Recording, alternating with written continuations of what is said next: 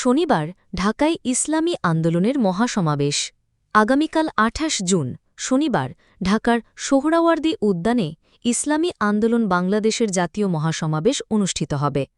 সংস্কার, বিচার ও পিআর পদ্ধতিতে জাতীয় নির্বাচন আয়োজনের দাবিকে কেন্দ্র করে এই মহাসমাবেশ আয়োজন করা হবে।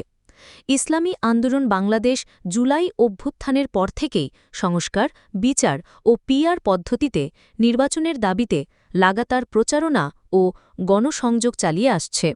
রাজনৈতিক দলগুলোর সঙ্গে নানামুখী আলোচনা চালিয়ে আসছিল। এই ব্যাপারে জনসমর্থন তৈরি হয়েছে এবং রাজনৈতিক দলগুলোর মধ্যে এক ধরনের সমন্বয় হয়েছে বলে দাবি করছে দলটি।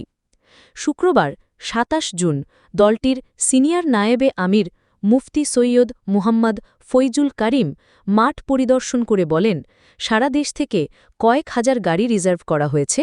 লঞ্চ ও ট্রেনে করে কয়েক লক্ষ জনতা সোহরাওয়ার্দী ময়দানে জমায়েত হবেন ইনশাল্লাহ।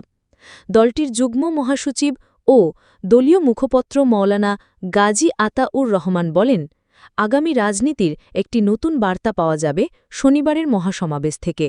মহাসমাবেশে ফ্যাসিবাদ বিরোধী এবং পিআর পদ্ধতিতে জাতীয় নির্বাচনের বিষয়ে একমত এমন সকল দলের নেতৃবৃন্দকে দাওয়াত করা হয়েছে এবং বিভিন্ন দলের শীর্ষ নেতৃবৃন্দ উপস্থিত থাকবেন ইনশাল্লাহ।